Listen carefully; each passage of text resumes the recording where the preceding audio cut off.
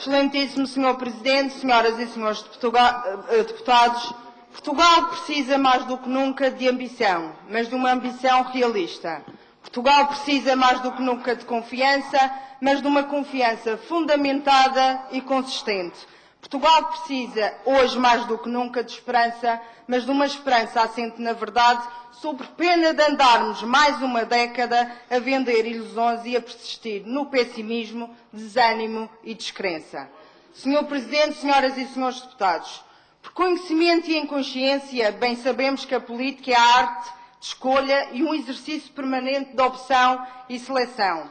E os projetos políticos, para além de sufragados, devem ser julgados pela capacidade que têm de fazer as opções e pelas opções que substancialmente fazem. Até porque, como assistimos, nem todas as soluções propostas ou medidas avançadas são suscetíveis de ser executadas. É nesta ambiguidade entre o que se promete e o que depois é passível de ser cumprido que há que distinguir entre aqueles que, tendo prometido, assumem com responsabilidade não cumprir perante um conjunto de variáveis conjunturais e estruturais e aqueles que, mesmo sabendo que o contexto político e económico do país ainda não aconselha a ir por determinado caminho, tomam trajetórias e apresentam medidas para continuar a acomodar as suas pretensões políticas e não para corresponder às reais necessidades do país, como afirmam. Sr. Presidente, senhoras e senhores deputados, não estivéssemos nós já em fevereiro, um mês em que o Carnaval domina a agenda, eu diria que o Carnaval começou bem mais cedo no espectro político nacional. Desde logo com a formação de uma maioria parlamentar cujas máscaras escondem as fragilidades de uma governação socialista, presa por pinças e refém não de um acordo, mas de vários, em que já todos percebemos o Bloco é que manda, o PS executa e o PCP obedece. Uma verdadeira geringonça política, como desde logo tem sido adjetivada esta atual governação. Sr. Presidente, senhoras e senhores deputados, que António Costa, do Partido Socialista e Primeiro-Ministro, escolheu o que lhe era matematicamente possível para chegar ao poder e governar, já todos sabemos. Mas agora é chegado o momento de sabermos como conseguirá António Costa, Primeiro-Ministro, negociar ou renegociar compromissos do país com a União Europeia, quando o seu governo é suportado e apoiado por partidos que querem sair do euro na primeira esquina. Como conseguirá, senhoras e senhores deputados, António Costa manter a consolidação das contas públicas e manter os pressupostos de Bruxelas com os pressupostos dos acordos que assinou com a esquerda? Já vimos que não é possível revogar, alterar e reverter as medidas todas, agradar a Catarina Martins e Jerónimo de Sousa e, em simultâneo, à Comissão Europeia. E exemplo disso, senhoras e senhores deputados, é o mais recente esboço do Orçamento de Estado, cujos cenários e contas de todos aqueles que já o analisaram diferem dos cenários e contas apresentadas pelo Governo Socialista. Aliás, o cenário macroeconómico que sustenta o Orçamento de Estado para 2016 tem sido classificado de irrealista, o que na verdade até não me espanta, porque se bem estão recordados, foi há bem pouco tempo, mas parece que já vai longe o tempo, que António Costa, Mário Centeno e João Galamba, do Partido Socialista, em abril de 2015, apresentaram sorridentes e com orgulho o seu cenário macroeconómico intitulado Uma Década para Portugal. Recordo que António Costa, por ocasião, afirmou, e passo a citar, o PS fez um estudo que não disponibiliza e que convenientemente prova que as suas medidas eleitorais vão ter um impacto positivo no país, afirmando por ocasião terem sido o único partido a fazer essas contas do impacto das suas medidas. Bom, hoje, mesmo sem termos tido acesso a esse estudo ou contas em folhas de Excel, podemos concluir que deve ser o mesmo estudo que sustenta este esboço de Orçamento de Estado para 2016.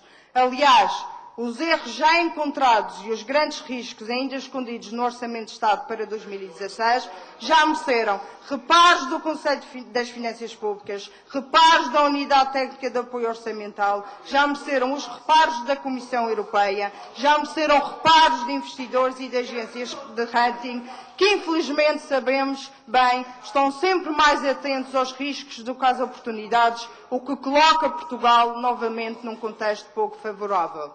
Por exemplo, a agência de rating DBRS, agência canadiana, que diz que o ajustamento orçamental previsto é modesto e que a taxa de crescimento de 2,1 para 2016 é otimista, o que torna a execução orçamental ambiciosa. Por enquanto, senhoras e senhores deputados, estamos presos ainda a esta contemplação e boa vontade desta agência de rating, que, como sabemos, é a única que permite a Portugal ir buscar dinheiro ao Banco Central Europeu. Mas, como sabemos, basta de hoje para amanhã mudar a sua orientação e podemos vir a ser classificados de lixo, o que certamente não queremos nem desejamos. Senhor Presidente, senhoras e senhores deputados, irrealista, pouco prudente, artificial, documento com falta de visão, são apenas algumas das classificações já dadas ao esboço do Orçamento de Estado que a nós, portugueses, só nos trazem desconforto, intranquilidade, instabilidade e incerteza. Eis o tempo novo, bem diferente daquele proclamado por Galamba, Costa e Centeno. É que não estamos a falar, senhoras e senhores deputados, de um conto de histórias. Estamos a falar do documento mais importante na política económica que cabe a um governo elaborar. Mas para o primeiro-ministro António Costa, nada de relevante. Como se verificou, até desvalorizou a Carta de Bruxelas, dizendo que as objeções da Comissão Europeia não têm relevância política e que prenderam-se apenas com ligeirezas técnicas, as tais tecnicalidades. Vejamos então quais as tecnicalidades, as tais ligeirezas deste governo. Em causa, senhoras e senhores deputados, está a contabilização com medidas extraordinárias das reversões de algumas medidas de austeridade que, colocadas nas folhas de Excel de Mário Centeno, permite agora ao Governo Socialista falar no esboço do orçamento numa redução do déficit estrutural em 0,2%, que é vista como insuficiente por Bruxelas e, como verificamos, não corresponde ao que existe segundo a Unidade Técnica de Avaliação Orçamental. Aliás, ao tal, relativamente ao esboço do Orçamento de Estado, diz o seguinte: a identificação indevida de medidas ou de agravamento do déficit orçamental, isto é, de operações que aumentam despesas ou diminuem receitas, contribui para melhorar artificialmente o esboço orçamental, interferindo com a mediação da variação do saldo estrutural, conforme estabelecido no Pacto de Estabilidade e Crescimento e refletido na Lei de Enquadramento Orçamental. Ou seja, senhoras e senhores deputados, não estamos a falar da identificação de medidas por parte da OTAN que melhoram, mas da existência de medidas que contribuem para melhorar artificialmente, interferindo com as regras e compromissos do Pacto de Estabilidade Orçamental e do Tratado Orçamental ao qual Portugal está vinculado. Assim, este esboço do Orçamento de Estado para 2016, numa primeira apreciação, mais parece um copy-paste de versões anteriores e de modelos socialistas, perante os quais o país sempre gerou um endividamento externo galopante e um endividamento público insustentáveis, em que, uma vez mais, a receita deste chamado tempo novo assenta no estímulo ao impulso consumista, ou seja, que dando rendimento às pessoas, pondo mais dinheiro no bolso das pessoas, é assim que a economia vai despoltar em força. Esta também foi a receita de José Sócrates e sabemos onde isso nos levou e vimos que não tem efeito se nunca apresentarmos medidas que ajudem a criar riqueza, mas também investimento. Mas mais, um modelo que vem também com as credenciais de um partido que, se bem estamos todos recordados, prometeu em 2005 criar 150 mil empregos, em 2011, na sua última governação, deixou o país às portas da bancarrota e hoje, em 2016, apesar de tanto ter criticado o estado da economia portuguesa como resultado do governo de coligação PSD-CDS, vejam só, promete um crescimento económico como não há memória em Portugal. Os pressupostos de crescimento do país por parte do governo socialista parecem ser demasiado ambiciosos. O Governo aponta para um crescimento na ordem dos 2,1%, Bruxelas aponta para um crescimento de 1,6%. Um diferencial, senhoras e senhores deputados, que a existir traz desde logo dúvidas e consequências sobre a saúde das contas públicas e sobre a avaliação do déficit à dívida pública. Senhor Presidente, senhoras e senhores deputados, os objetivos do modelo económico do anterior Governo, PSD, CDS-PP, com as suas virtudes e erros, assentou na retoma do crescimento, na retoma de alguma competitividade, na correção da balança externa e na reciclagem da reputação de Portugal em rota de convergência com a União Europeia e com os mercados. Poderá-se criticar a pesada carga fiscal sobre os portugueses. Todos nós reconhecemos que foram anos de muitos sacrifícios. Mas a questão que temos de colocar hoje é se o tempo do novo Partido Socialista é um regresso ao passado. Pior, para criar ruído e para desviar as atenções, também se tem assistido a António Costa tentar desviar as atenções, afirmando que foi o anterior Governo que disse à Comissão Europeia que os cortes extraordinários, afinal, eram definitivos. Bom, julgo que definitivos não eram de certeza, até porque, se bem me recordo, começaram a ser repostos em 2015 pelo Governo PSD-CDS-PP.